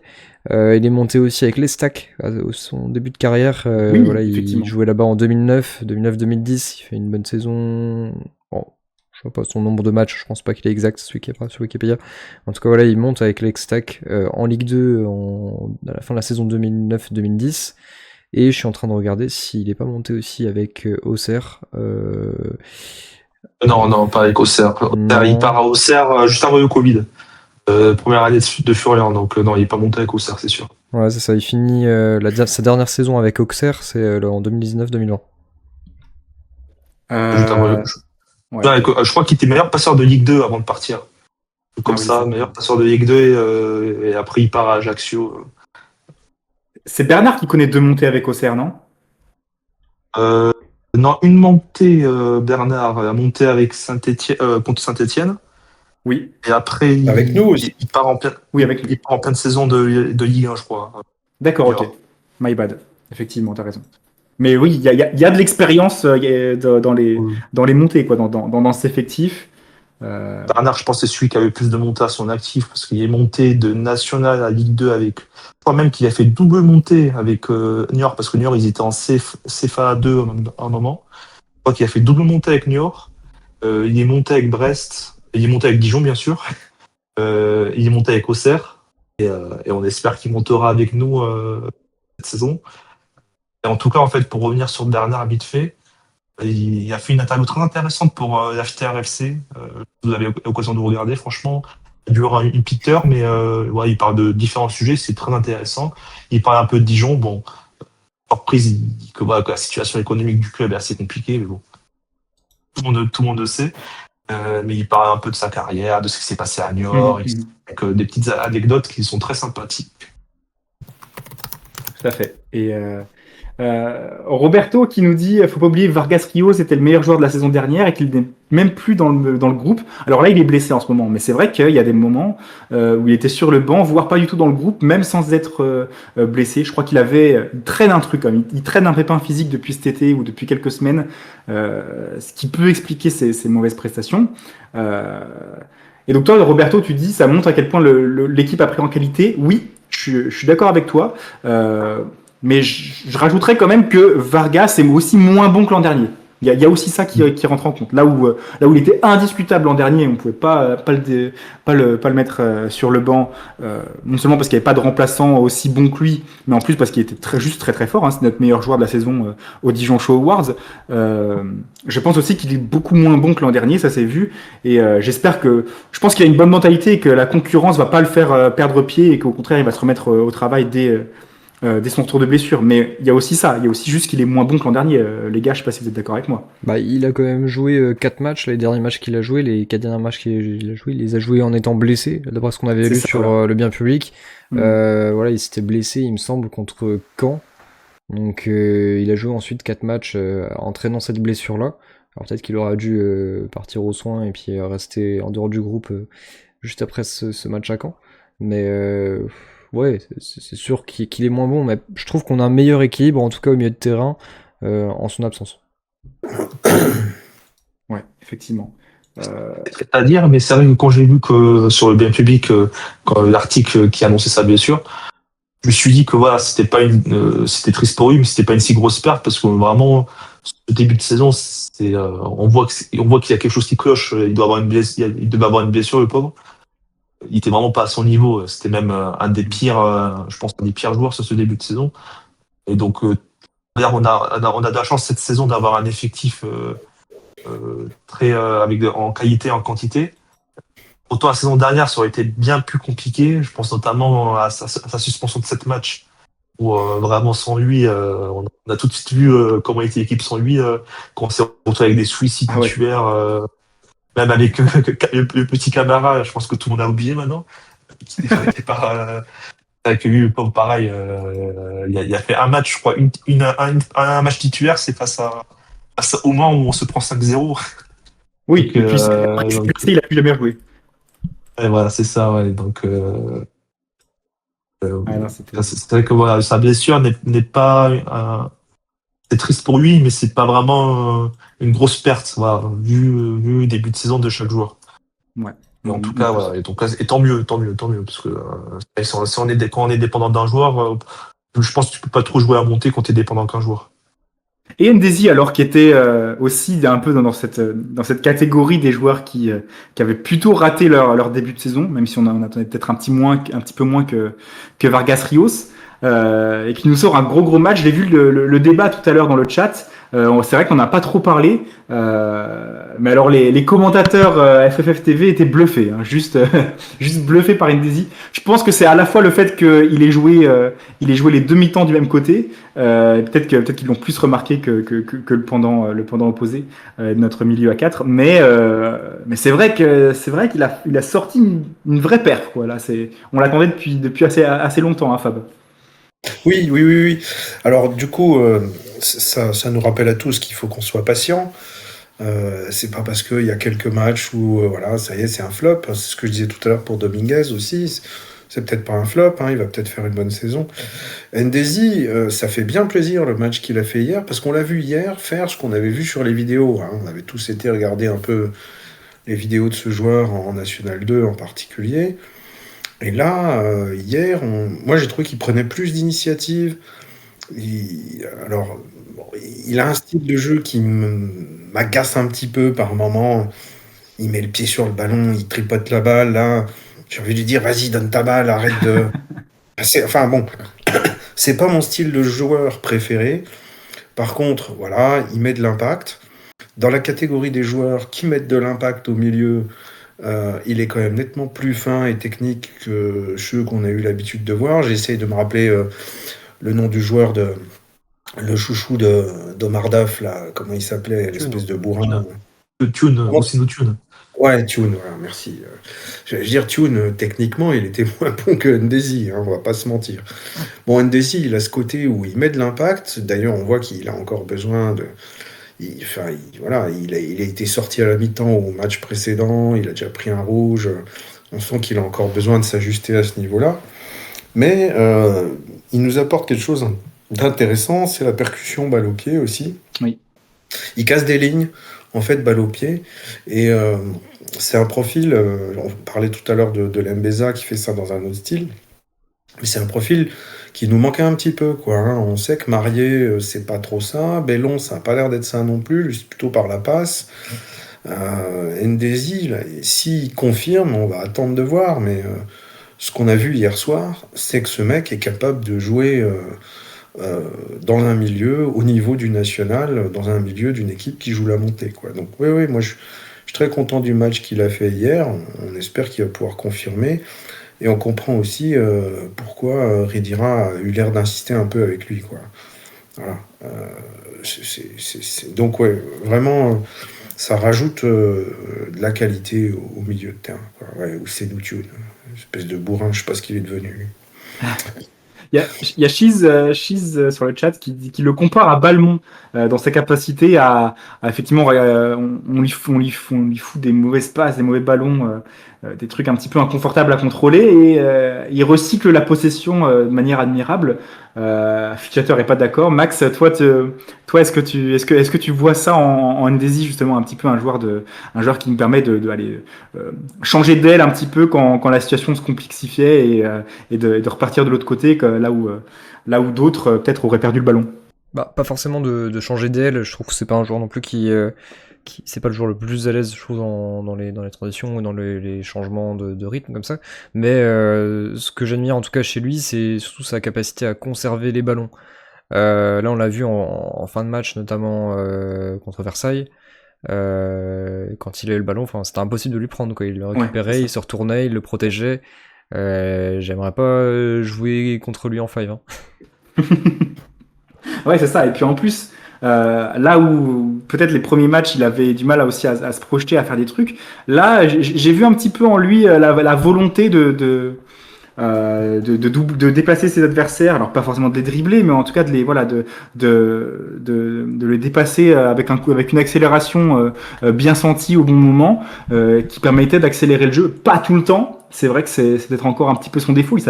Il joue peut-être encore un peu trop facile et s'appuie trop sur ses qualités, se met peut-être pas assez dans des hors de sa zone de confort, en fait. Là où Lambeza et Barreto arrivent justement à se mettre dans l'inconfort et à quand même ressortir de très beaux ballons, créer de très bonnes occasions. Ndesi, peut-être que c'est ce qui lui manque un petit peu. Mais je l'ai vu quand même sur cette voie-là, en tout cas sur le droit chemin, contre Versailles, ce qui était loin d'être gagné contre le deuxième du championnat à l'époque, quoi. En tout cas, j'ai hâte de voir ce qu'il va donner sur la suite de cette saison-là, parce que j'ai l'impression de voir quand même un bon potentiel en lui. Un joueur qui a quand même de très bonnes qualités de conservation de ballon. Comme tu dis, oui, il progresse sur la voie de la transmission et du jeu long aussi, je pense. Donc je pense qu'il y aura une très grosse différence entre le Ndesi qu'on a eu sur ses premiers matchs à Gaston-Gérard, là contre Bischheim, et le Ndesi qu'on aura en fin de saison. Je ne sais plus qui est-ce qu'on reçoit en fin de saison, il me semble Sochaux, mais il y aura une autre équipe aussi en toute fin de saison. Dernier match Orléans. Voilà. Dernier match à domicile. Ah bah, gros match, très gros match. Hein, je suis persuadé que voilà, on aura un Ndesi qui aura beaucoup évolué sur ces derniers matchs. Voilà.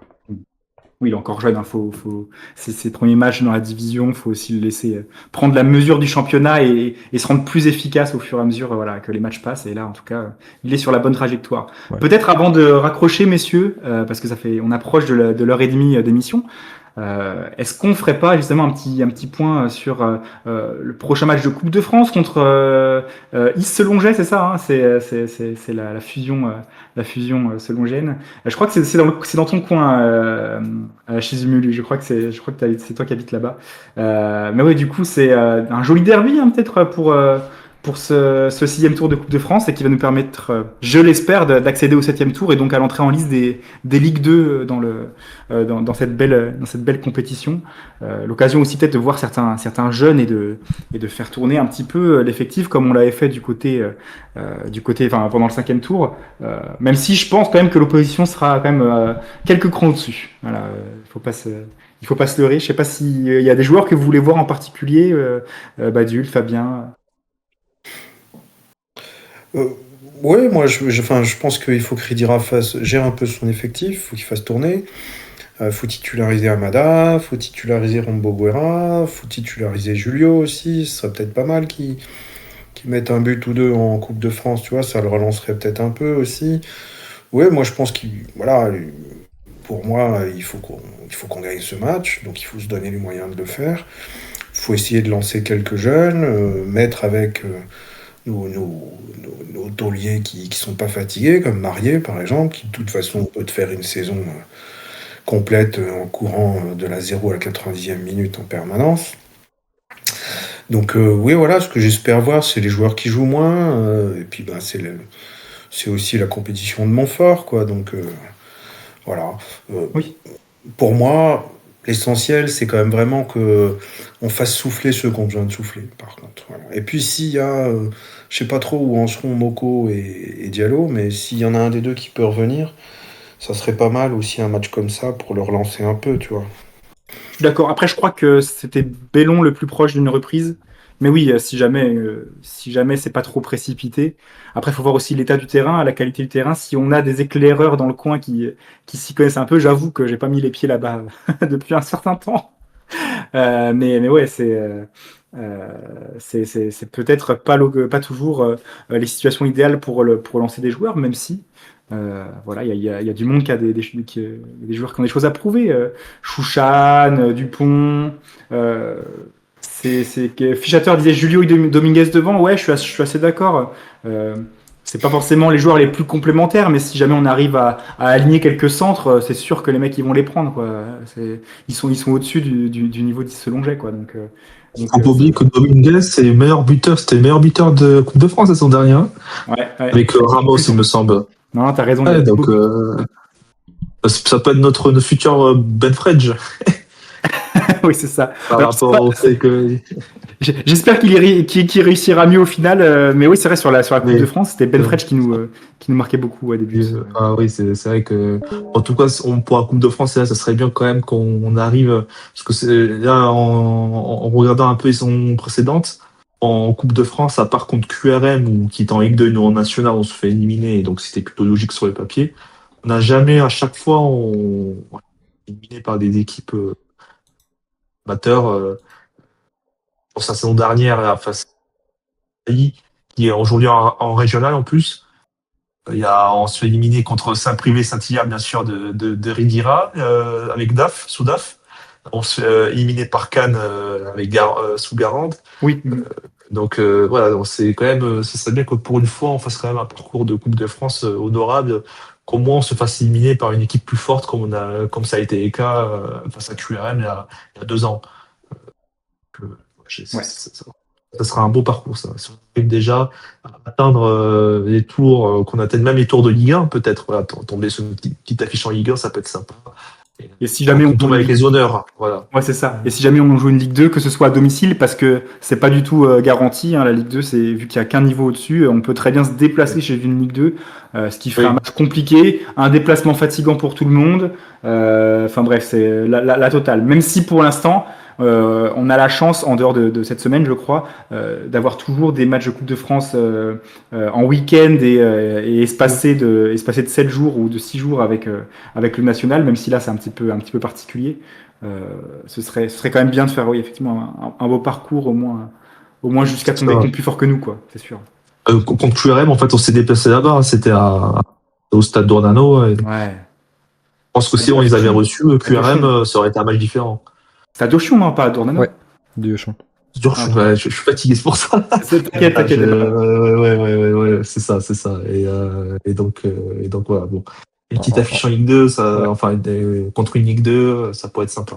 En tout cas, voilà, les deux prochains matchs de Coupe de France, effectivement, se jouent le week-end. même les 3, parce que j'oublie celui de ce week-end, donc ce week-end le 25 octobre. Le prochain, si on passe, ce sera le 15 novembre. Et celui d'ensuite, celui d'après, c'est le tour suivant, c'est le 29 novembre. Donc encore une fois, un samedi, Voilà. un week-end. Ensuite, en décembre, il me semble que c'est aussi un samedi. Je m'étais noté là sur mon calendrier le 20 décembre. Et là, ce serait bien quand même. Une petite Ligue 1 domicile au mois de décembre, on serait gâtés. Bon, là, on a des déplacements sympas chez des équipes amatrices. On a la chance de pouvoir se déplacer, contrairement à la saison dernière, on avait reçu la SPTT, l'USCD, bon, c'est des matchs un peu chiants à Gaston Gérard. Là, ça sent un peu plus l'esprit Coupe de France, en tout cas sur ces premiers matchs-là, Selongey et puis à Châtenois. Donc c'est cool, on a la chance. Exactement. Donc profitons de ces quelques affiches et de cette période très intéressante pour le DFCO. Merci à tous. Vous étiez encore une trentaine de personnes, voilà, dans le chat et juste sur le live, même quand vous commentiez pas. Donc ça fait très plaisir de vous avoir avec nous ce soir. Badul, tu voulais juste pour revenir vite fait sur la Coupe de France, faut pas oublier que la saison où on monte en Ligue 2, on fait un parcours en Coupe de France, on fait demi-finale de Coupe de France. Donc et peut-être que ça peut en 2003. C'est ça, 2003 où on se fait éliminer par Châteauroux malheureusement, mais peut-être que notre destin c'est de faire un parcours en Coupe de France et de monter en parallèle. Ouais, on a besoin de ça pour nous motiver. Ouais, ça, on verra ce que l'avenir nous réserve. C'est un débat qui arrive assez souvent. Est-ce qu'il faut laisser de côté la Coupe de France pour espérer monter ou au contraire la garder pour garder un rythme, étant donné que, comme on l'a vu, là, les matchs se jouent essentiellement le week-end jusqu'à la fin de l'année civile. Ça se discute, je pense, sachant que là, il faut le noter aussi, Rouen et Versailles, avec qui, là pour le moment, en tout cas, on se bat pour les premières places, eux sont sortis de la Coupe de France.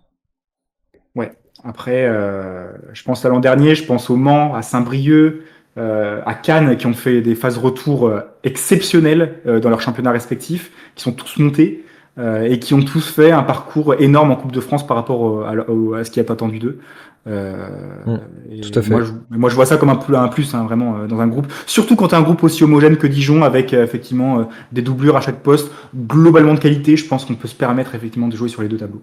C'est sûr. Là, si on est épargné par les blessures, les suspensions, ça peut être, ça peut le faire totalement, vu la profondeur d'effectifs qu'on a cette saison-là. Ce qui me fait peut-être un peu peur, par contre, c'est les suspensions.